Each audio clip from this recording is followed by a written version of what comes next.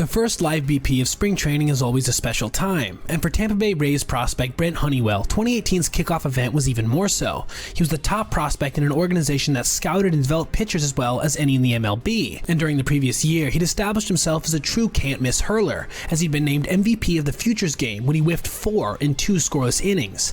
He threw hard enough, at times reaching 97 miles per hour in his fastball, while mostly working in the 92 to 95 range, but he also threw a screwball. That made him something of a unicorn, because almost nobody threw that pitch anymore. Honeywell was amped. He had a great shot at making the squad out of spring training, joining a team with playoff aspirations. With the same confidence that had accelerated him through the minors, Honeywell didn't just groove his first pitches of BP. He cut loose. Batting would be his would-be battery mate Wilson Ramos. The first pitch was a changeup, followed by a fastball. A fastball delivered with max effort, not a screwball. Keep this in mind, it'll be important later. Honeywell screamed, his UCL torn, and unfortunately for Brent, he's never been the same pitcher since, suffering through round after round of arm problems in the ensuing years. And in the background right now, I'm sure there are the same whispers that have followed this mysterious pitch around for decades. The screwball will ruin your arm. After all, just look at what happened to that Honeywell kid.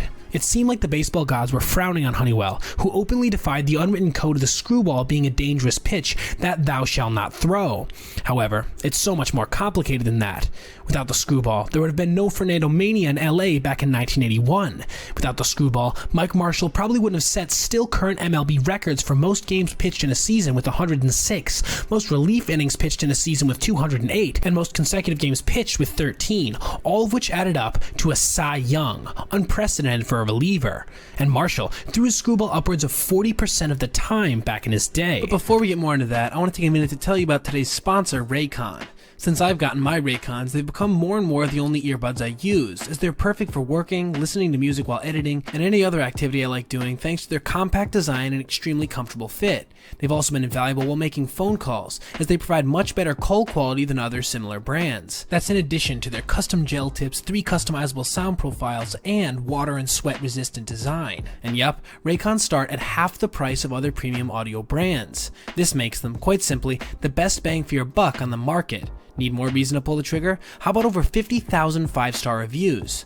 So, are you ready to buy something small with a big impact? Click the link in the description box or pinned comment, or go to buyraycon.com/MTC to get 15% off your Raycon purchase. Again, buyraycon.com/MTC to get 15% off. Now, back to our video. Unfortunately, since Marshall's time, it hasn't mattered. Just a precious few pitchers in the last 20 years have thrown it at all. And the weird part is, the pitch has been largely banished due to an enduring myth that big data should have long ago vanquished. Back when players wore flannel and tickets cost a couple of coins, everyone suspected the screwball of being the destroyer of arms because of its oddball arm-twisting release that seemed dangerous. But today, we live in an era when teams have coaches on their bench with mathematics degrees from Princeton and Harvard, and everywhere else that's impressive. You would think that teams that have invested millions in developing proprietary software to assess just about every facet of the game would stop and consider the merits of abolishing a pitch that has made big league batters look foolish for a long time, especially in an era when a unique offering could be so effective due to modern advances in pitch tunneling and sequencing. But that hasn't happened. The screwball lives in baseball purgatory, accused of crimes it didn't commit, often by pitchers who threw it in the bigs for decades. So, why exactly has the screwball gone extinct? The origins of the screwball are as shady as the reputation of the pitch itself. The first pitcher to use it in MLB is perhaps Christy Mathewson of the New York Giants, who called it the fadeaway. He might have developed the pitch while at Bucknell University, taught to him by a teammate. No one really knows. But what is certain is that Mathewson only used this pitch sparingly, less than 10 times per game, mostly in big spots, because he believed it was hard on his wrist. Why?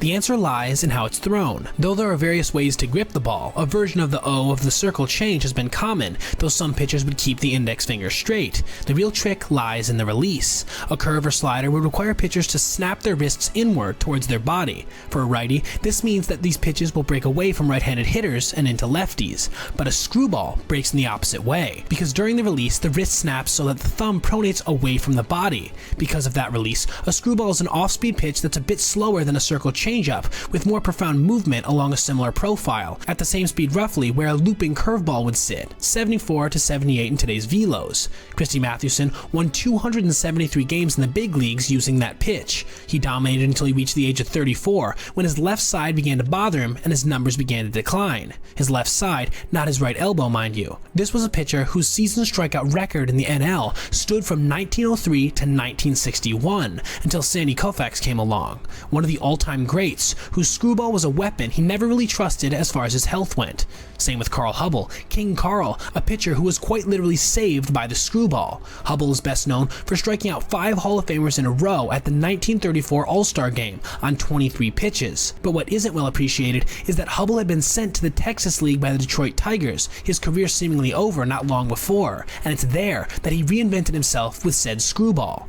He became the National League's best pitcher, winning an MVP award for his 1933 campaign when he posted the lowest ERA since 1919, 1.66, and had thrown an 18-inning shutout to go with a 45-inning scoreless streak. He put up 5 straight 20-win seasons, and in 1936 won another MVP in a unanimous vote.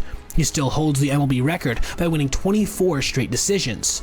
Baseball numbers were pretty weird back then. He pitched until he was 40 years old, but by then he had elbow problems and couldn't straighten his left arm. He blamed the screwball, the pitch that had saved his career, notably not the 281 innings pitched on average between 1927 and 1939, not the 4 times he went over 300 innings, not the lack of rehab after a surgery he'd had a while before, not the fact that the body ages naturally. No, he blamed the screwball. And for the next 3 decades as farm director for the Giants, Carl Hubbell taught exactly one pitcher the screwball, and even then he regretted it because that pitcher ended up with a sore arm.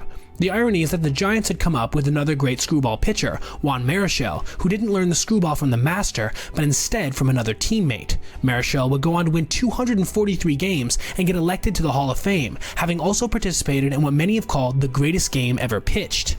And the screwball was front and center. The Milwaukee Braves were facing the San Francisco Giants at a breezy Candlestick Park. On the bump for the Braves, 42-year-old Warren Spahn, the greatest left-hander in MLB history at the time, winner of 363 games, an avid user of the screwball, especially later in his career.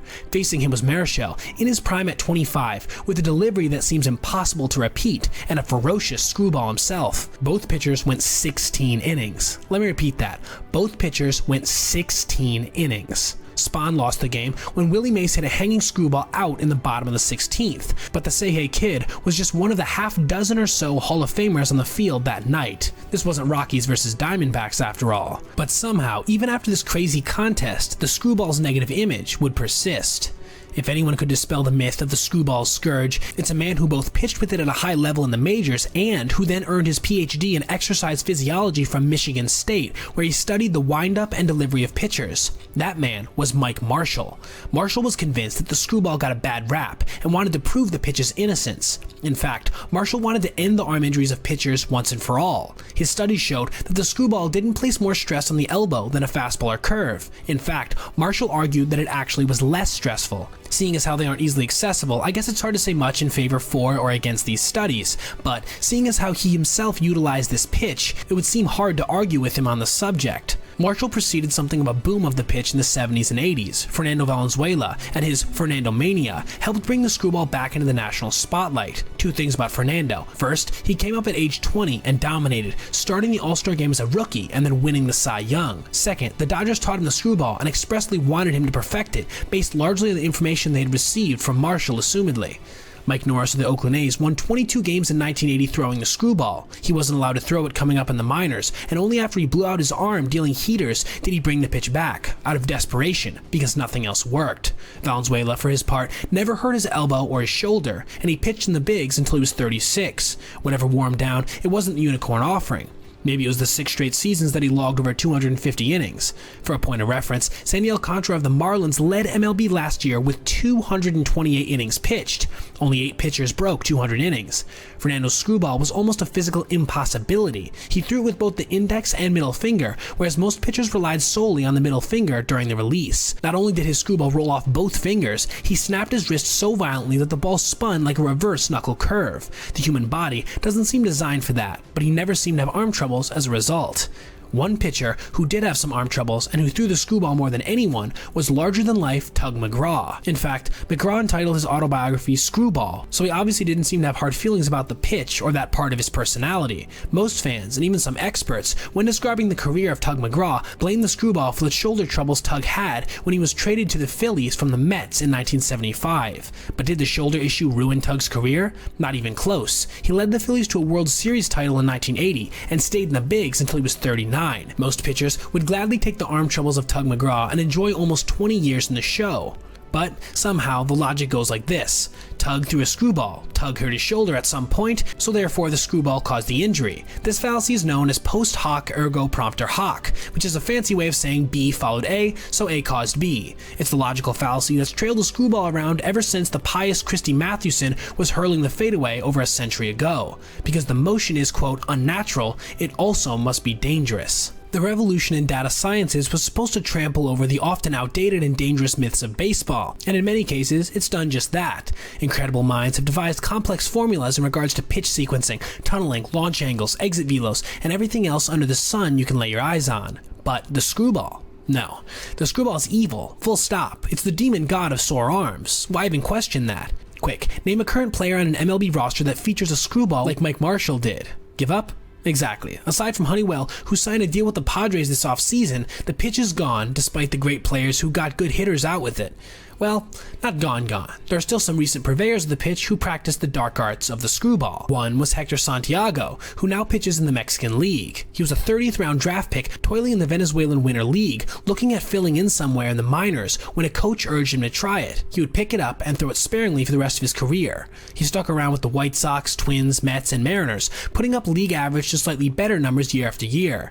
For the purposes of this video, however, it's important to note that he deployed the Screwgee just 0.2% of the time in his best year, 2015, making it little more than a novelty for him. No one else threw the pitch at the time, and Santiago was receiving publicity for simply having it in his arsenal. The return of the screwball was being a bit overblown at the time for sure. It's also important to question the idea of semantics when considering modern screwballers as well. For example, let's examine the case of Devin Williams of the Milwaukee Brewers, one of the most dominating relievers in the game. Last season, he averaged 14.2 strikeouts and 4.6 hits per 9, and gave up 2 homers in 60 innings. In his career, Williams has fanned 39.5% of the batters he's faced, almost double the league average. He's, quite simply, nasty. And his best pitch is basically a screwball, except it's called a circle change. He throws it about 60% of the time, with no one having a higher spin rate or honestly being close. He can top 3,000 RPM after all, which is why the pitch drops over 3 feet with 18 inches of horizontal break on its way to the plate. When you listen to Williams explain how he grips and throws the pitch, and if you watch his release, you might say to yourself, he holds it like a classic screwball, and when he lets go, he pronates his thumb so the ball has tons of side spin, and then it comes into a right-hander almost like a lefty has thrown a curve or slider. And you'd be right. Williams is basically throwing a screwball that he taught himself as a kid, just messing around with his friends. He's been able to throw it since he was 10 years old. The pitch has been affectionately called the airbender, but no one dares use the most accurate term, screwball, as if somehow that would diminish the body of work Williams has assembled, casting his career in a dark fog of the impending arm issues now inevitably coming his way. In fact, last year, no one in the majors threw a pitch officially recognized as a screwball. That's because Brent Honeywell didn't make it to the bigs with the Oakland A's, his most recent destination before the Pods. He suffered through more arm problems and logged only 20 minor league innings. This year, Honeywell might have a legit chance to stick in the majors, and at age 28, finally establish himself as a big leaguer who throws the wondrous screwball. Mike Marshall may have died in 2021, but his legacy lives on with Honeywell. You see, during the 1980s, Marshall was the manager of St. Leo University, where he coached a pitcher named Brent Honeywell Sr. Brent Honeywell became devoted to Marshall's pitching and training methods, including throwing a 6-pound shot put with the screwball release. Honeywell was drafted and spent 3 years in the minors, and then began his own coaching career. When his son came along, there was no doubt that the father would teach the boy the screwball he'd learned from a legend. But given all the arm problems that Honeywell's had, wouldn't it make sense to blame the screwball?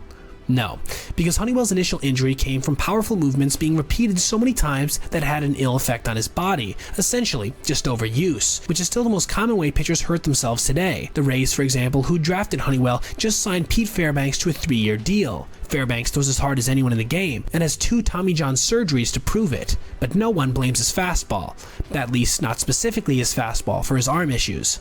The fact is, as Devin Williams is showing, the screwball can be a devastating pitch, and as we've established, it doesn't seem to be any more destructive on pitchers' arms than any other off-speed offering. It has a place in the game. After all, why not develop a pitch that moves unlike most of what hitters are seeing today? Why not try to resurrect an offering that's become so underutilized it's basically a new pitch again? Some myths just refuse to die, which is understandable, but in this case, I think it's time to free the screwball. Thanks for watching, everyone. Leave a like if you enjoyed the vid and click this playlist for other essay videos just like this one. Have a great day.